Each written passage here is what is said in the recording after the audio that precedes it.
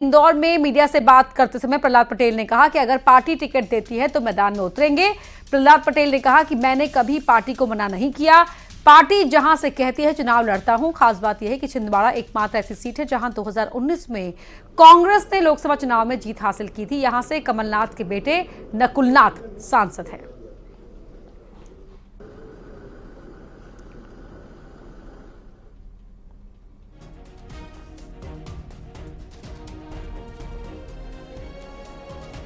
Sir, Chhindwara से आपका नाम भी चल रहा है, एक बार फिर से जो छिंदवाड़ा में कमलनाथ वर्सेस प्रहलाद पटेल पार्ट 2 2.0।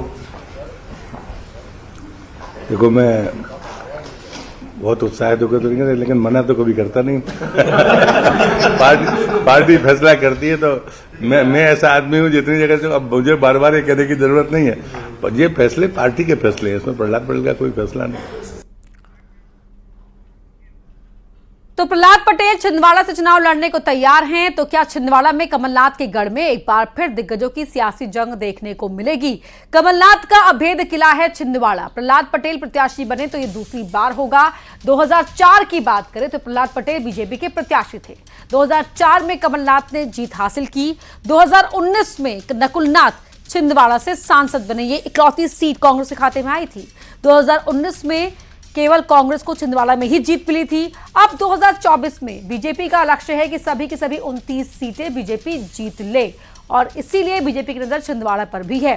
वहीं कांग्रेस को लगा है छिंदवाड़ा में बड़ा झटका। 7 कांग्रेसी पार्षद बीजेपी में शामिल हो गए हैं। कैबिनेट मंत्री कैलाश विजयवर्गीय ने दिलाई सदस्यता। भोपाल स्थित आवास पर दिलाई सदस्यता। पार्षदों में चंदू ठाकरे भूरा, भावरकर, जगदीश ठाकरे, लीना तिरगाम, दीपा माहोरे और बबलू विश्वकर्मा शामिल हैं।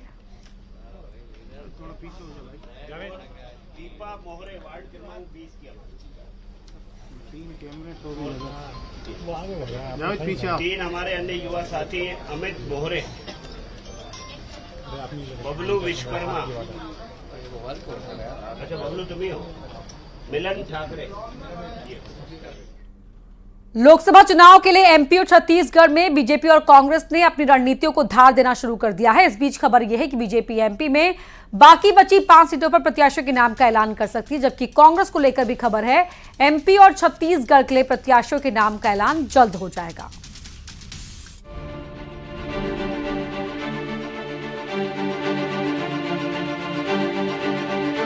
लोकसभा चुनाव के लिए भले ही चुनाव आयोग ने बिगुल नहीं फूंका, लेकिन सत्ता की जंग के लिए बीजेपी और कांग्रेस ने अपने योद्धाओं को तैयार करना शुरू कर दिया है। बीजेपी ने तो कांग्रेस से एक कदम आगे चलकर मैदान में प्रत्याशियों को उतार भी दिया है। एमपी में बाकी बची 5 सीटों को लेकर खबर है कि बीजेपी 8 मार्च को प्रत्याशियों की घोषणा कर सकती है। सूत्रों के मुताबिक 5 सीटों में से 2 महिलाओं के खाते में जा सकती है। वहीं कमलनाथ के गढ़ छिंदवाड़ा को लेकर बीजेपी ने अलग रणनीति बनाई है।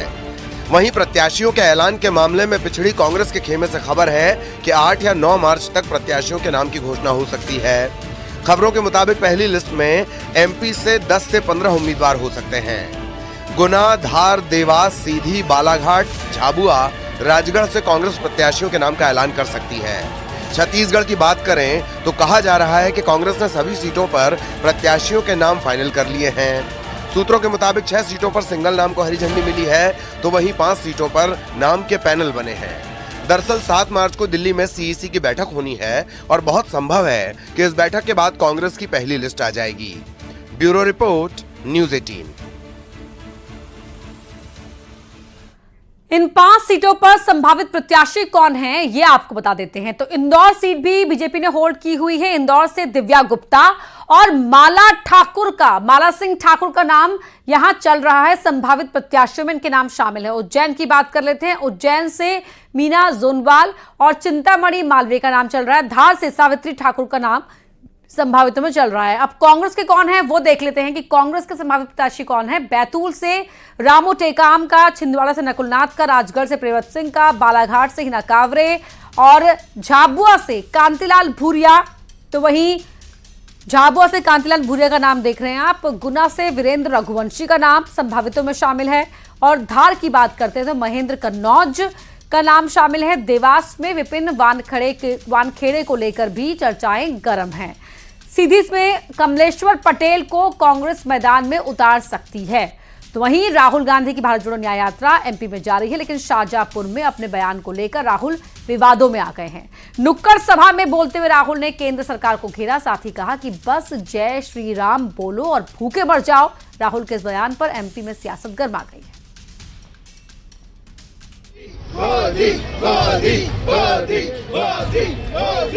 राहुल गांधी की न्याय यात्रा एमपी से गुजर रही है। शाहजहांपुर में राहुल ने नुक्कड़ सभा को संबोधित किया।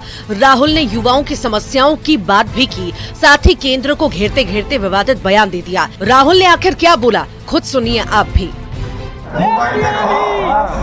जय श्री राम बोलो और भूखे मर जाओ। मोबाइल में कहो जय श्री राम बोलो और भूखे मर जाओ।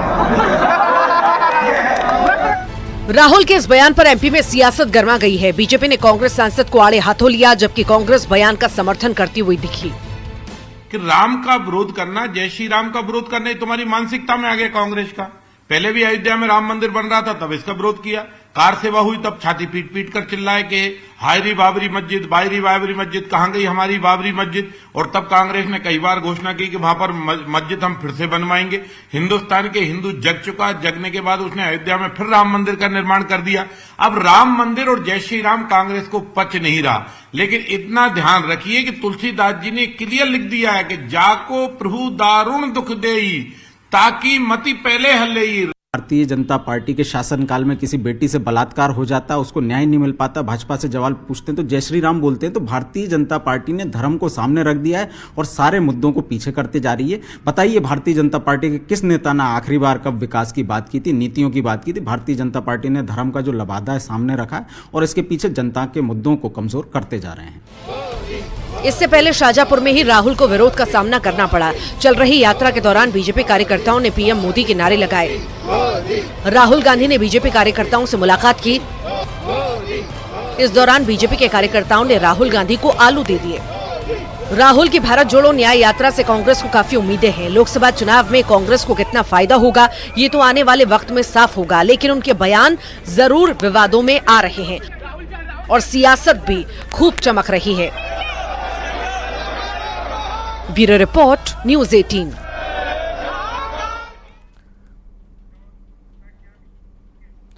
अब बात करते हैं कि क्या राहुल के लिए यह बयान मुसीबत बन सकता है।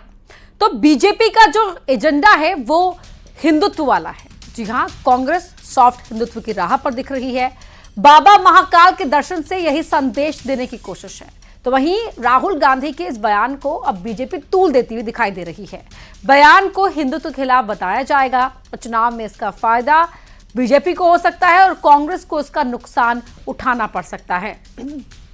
तो राहुल गांधी का ये बयान ऐन चुनाव से पहले बीजेपी के लिए एक तरह से फायदे का सौदा साबित हो सकता है, क्योंकि बीजेपी अब राहुल गांधी पर हमलावर है। बीजेपी का एजेंडा साफ है, हिंदुत्ववादी। कांग्रेस सॉफ्ट हिंदुत्व की राह पर दिख रही है। बतौर प्रधानमंत्री लोकप्रियता के सर्वे में एक बार फिर पीएम मोदी सबसे आगे खड़े दिखाई दे रहे हैं। इप्सोस इंडिया बस के अनुसार नरेंद्र मोदी ने देश के प्रधानमंत्री के रूप में अपना काम संभालने के दौरान फरवरी 2024 में 75% की अप्रूवल रेटिंग हासिल की है, जो सितंबर 2023 में 65% थी। दिलचस्प बात यह है कि कुछ शहरों और समूहों ने मोदी को प्रधानमंत्री के रूप में उनके प्रदर्शन के लिए काफी अच्छी रेटिंग दी है।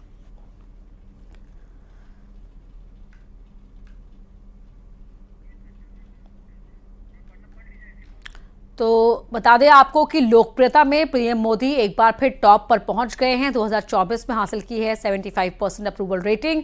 उत्तर भारत में पीएम मोदी की 92% लोकप्रियता है, मतलब दूसरे नेता मोदी के मुकाबले दूर दूर तक नहीं है। तो वहीं पूर्वी भारत में मोदी की लोकप्रियता 84% है। यहां भी मोदी बहुत आगे हैं। तो मोदी का ग्राफ इतना ऊंचा है कि दूसरा हर कोई बौना दिखाई दे रहा है।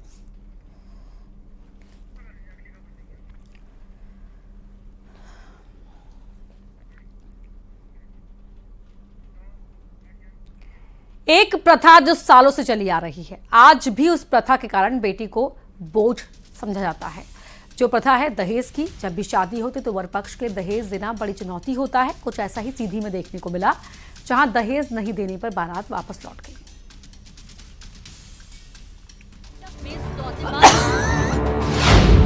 बाइक चैन तो फिर होगी शादी। पहले डिमांड पूरी, फिर होंगे फेरे। दहेज नहीं दिया तो लौट गई बारात।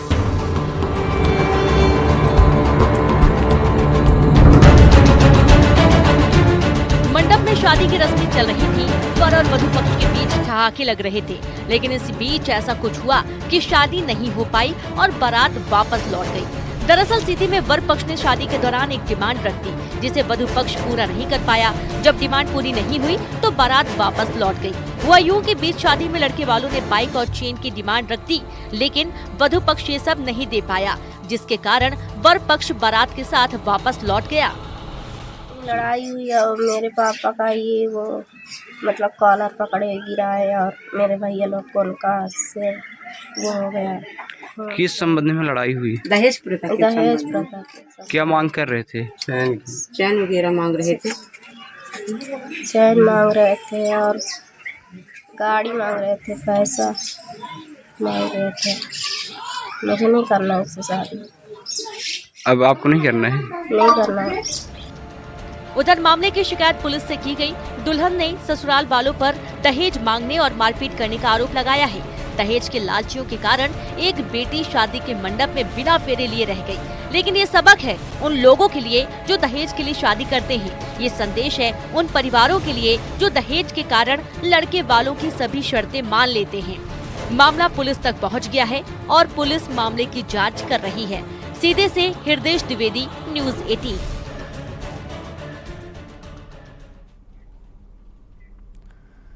सीमा हैदर पिछले साल पाकिस्तान से भारत आई थी। उसे करीब 10 महीने होने वाले हैं, लेकिन उसके पाकिस्तानी पति ने उसकी मुश्किलें जरूर बढ़ा दी हैं। गुलाम हैदर ने अपने वकील के जरिए सीमा और सचिन को 3-3 करोड़ का नोटिस भेजा है। ये रिपोर्ट देखिए।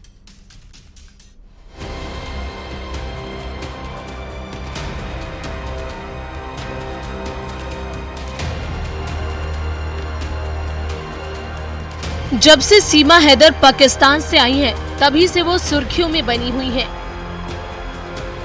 त्योहार हो या कोई खास मौका, वो इसे पूरी तरह भुनाती हैं। सोशल मीडिया पर अपने वीडियो शेयर करती हैं। सीमा हैदर भले ही भारत में सुकून से रहने का दावा करती हो, लेकिन उसका पाकिस्तानी पति गुलाम हैदर चैन से नहीं बैठा है। अब गुलाम हैदर ने सीमा और सचिन की मुश्किलें बढ़ा दी हैं। गुलाम ने दोनों को झटका देते हुए अपने वकील के जरिए सीमा हैदर और सचिन मीना को 3-3 करोड़ का नोटिस भेजा है, जिससे सीमा बुरी तरह घिरती हुई नजर आ रही है। सीमा सचिन के परिवार के साथ ग्रेटर नोएडा के रबूपुरा में रहती है। सीमा के साथ उनके 4 बच्चे भी रह रहे हैं, लेकिन अब इन्हीं बच्चों को लेकर उसके पाकिस्तानी पति गुलाम हैदर ने बड़ा पेच फंसा दिया है। नोटिस के जरिए सचिन और सीमा से 1 महीने के अंदर माफी मांगने और जुर्माना भरने को कहा है। सचिन को भी एक लीगल नोटिस दिया है और उसके अंदर ये कहा है कि भाई आप किस आधार पर मेरी पत्नी को अपनी पत्नी बना रहे हैं और सारी दुनिया के सामने बता रहे हैं कि मैं जीजा हूं, मैं ये हूं, मेरी शादी होगी, और किस आधार पर आप, जबकि मेरा लीगल तलाक आज तक उससे नहीं हुआ है, तो किस आधार पर आप कह रहे हैं? और आपकी वजह से आपने इसको बहकाया और नेपाल से भारत की सीमा में इसको प्रवेश कराया। उसके साथ मेरे 4 बच्चे भी थे, वो मेरे से दूर हो गए हैं। एक पिता के प्यार से वो दूर हो गए हैं। वो उनकी एजुकेशन का भी लॉस हुआ है, मेरा इकोनॉमिकल लॉस भी हुआ है। मैं उनसे बात नहीं कर सकता, उनको देख नहीं सकता। और किस आधार पर आप इलीगल रूप से उसके साथ रह रहे हैं? तो उसको भी 3 करोड़ रुपए का हमने लीगल नोटिस दिया, जो कि पाकिस्तानी करेंसी का 9 करोड़ रुपए। इतना ही नहीं, गुलाम हैदर ने सीमा के वकील AP सिंह को भी 5 करोड़ का नोटिस भेजा है। तीनों को 1 महीने की मोहलत दी गई है। गुलाम हैदर ने सीमा से अपने 4 बच्चों को वापस लेने के लिए वकील मोमीन मलिक की मदद ली है। इस बीच पाकिस्तान से गुलाम हैदर का एक वीडियो सामने आया है, जिसमें वो खुद को बच्चों के लिए फिक्रमंद दिखाने की कोशिश कर रहा है। वहीं सीमा का कहना है कि अगर पाकिस्तान भेजा जाता है तो उनकी और बच्चों की जान को खतरा हो जाएगा। सीमा का ये भी कहना है कि गुलाम को कुछ लोग भड़का रहे हैं। साथ रहते हुए गुलाम ने कभी बच्चों की चिंता नहीं की, लेकिन अब वो प्यार दिखा रहा है। जाहिर है अब गुलाम हैदर मामले को अदालत की चौखट पर ले गया है।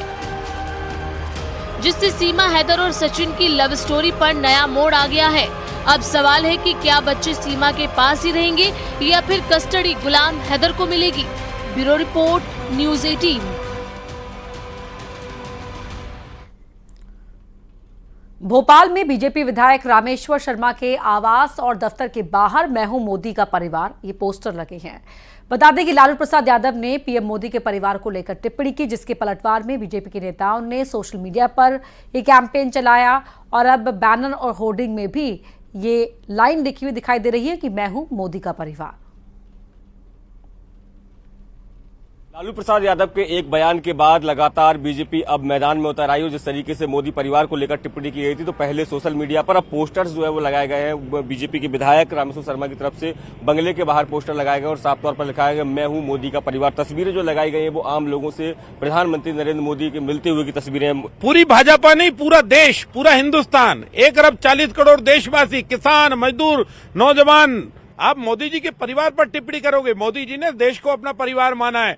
तुम्हारे बेटा बेटियों के भ्रष्टाचार की तरह जो तुमने पाला है वो परिवार नहीं है, मोदी जी का परिवार है। तेरा वैभव अमर रहे, मैं दिन चार रहूं ना रहूं, हिंदुस्तान आजाद रहे, देश का तिरंगा दुनिया में फहराता रहे, भारत विश्व गुरु बनता रहे, गरीब का पक्का मकान बन जाए, बेटियों के जो है सुरक्षा हो जाए, सीमा पर खड़ा हुआ सैनिक दमदारी से खड़ा रहे, पाकिस्तान को नेस्त नाबूद कर दे, आतंकवाद को खत्म कर दे, किसान के सम्मान निधि उसके खाते में चला जाए, गरीब के ऊपर पक्की छत आ जाए और बहन बेटियां जो लकड़ी बीनकर गर्मी और बारिश में अपना चूल्हा जलाती थी उनके घर में उज्ज्वला गैस चल जाए, और गरीब है अगर वो बीमार है तो उसका इलाज हो जाए। ये है मोदी जी का परिवार। मोदी जी ने एक व्यक्ति एक परिवार को नहीं पाला, मोदी जी ने अपना पूरा राष्ट्र जीवन राष्ट्र को समर्पित कर दिया है, भारत माता को समर्पित कर दिया है। और हम फक्र के साथ, गर्व के साथ कहते हैं हम भी मोदी परिवार का हिस्सा है। हाँ, मैं भी मोदी परिवार का हिस्सा हूं। लालू ने अपनी श्रीमती जी को मुख्यमंत्री बनाया, फिर बेटे को बनवाया।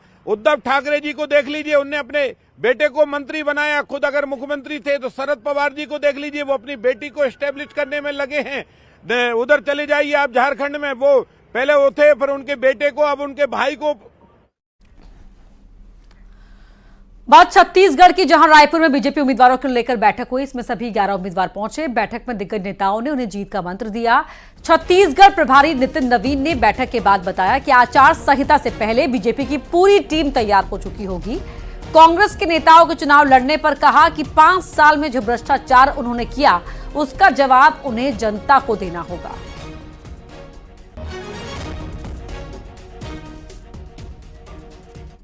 टीवी, मोबाइल और लैपटॉप के साथ ज्यादा वक्त बिताने वाले छोटे बच्चे वर्चुअल ऑटिज्म नाम की बीमारी से पीड़ित हो रहे हैं।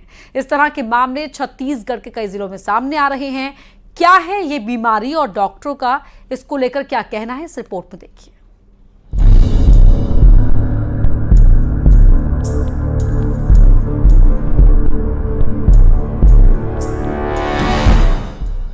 स्क्रीन टाइम जैसे टीवी, मोबाइल, लैपटॉप के चलते बच्चे तेजी से वर्चुअल ऑटिज्म के शिकार हो जा रहे हैं। जिला अस्पताल रायपुर मेडिकल कॉलेज में हर महीने 30 से 40 केस आ रहे हैं। वहीं छत्तीसगढ़ के अन्य अस्पतालों में भी वर्चुअल ऑटिज्म पीड़ित बच्चों के केस बढ़ रहे हैं। क्या है वर्चुअल ऑटिज्म? सामान्य बच्चा 2 साल तक बोलना सीख जाता है। स्क्रीन टाइम के चलते बच्चे उसी में खो जाते हैं। समय पर बोलना नहीं सीख पाते, मानसिक विकसित भी नहीं हो पाता है। बचाव के लिए क्या करें? बच्चों को स्क्रीन से दूर रखें, मानसिक और शारीरिक विकास पर ध्यान दें। पेरेंट्स बच्चों के साथ टाइम बिताएं। बच्चा समय पर बोलना नहीं सीख रहा तो बच्चे को डॉक्टर के पास ले जाएं। बच्चों को बोलने में परेशानी हो रही है और देर से बोल रहे हैं, या उन चेहरा जो है वो आपस में नज़र नहीं मिलाते माँ बाप से वो अपने, तो ये परेशानी जो है अभी जो है फ़ोन हमारी व्यवहार में और हमारी कल्चर में फ़ोन के आने की वजह से जो है बहुत ज़्यादा उभर रही है। जैसे 1 साल का बच्चा माँ बा दा बोलता है, बाय बाय करता है, इशारों से चीज़ों को समझने की कोशिश करता है, अपने नाम को रिस्पॉन्ड करता है, उसका नाम लेने से वो उस तरफ देखता है। तो ये सब चीज़ें अगर नहीं हो रही हैं तो हमें समझना पड़ेगा। और बच्चा अगर फ़ोन ज़्यादा यूज़ कर रहा है तो डॉक्टरों के मुताबिक 100 में से एक बच्चा वर्चुअल ऑटिज्म का शिकार बन रहा है। तो जरूरत है आप अपने बच्चों को इस बीमारी से बचाएं, उसके साथ ज्यादा से ज्यादा समय बिताएं और मोबाइल, लैपटॉप, टीवी देखने में ज्यादा समय न बिताने दें। आकाश शुक्ला, रायपुर, न्यूज़ 18 मध्य प्रदेश, छत्तीसगढ़।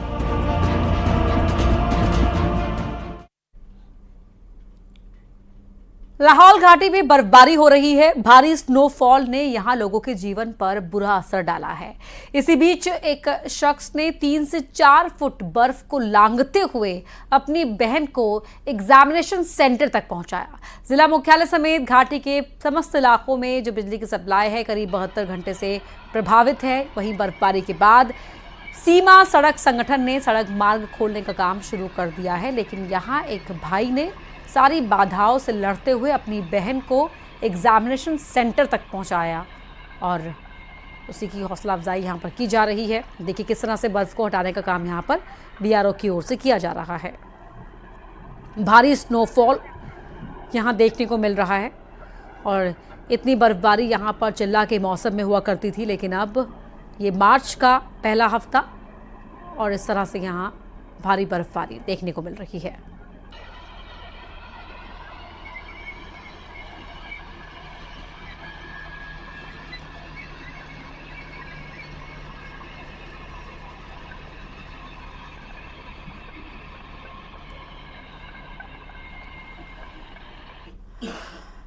वक्त एक ब्रेक का है, खबरें जारी हैं।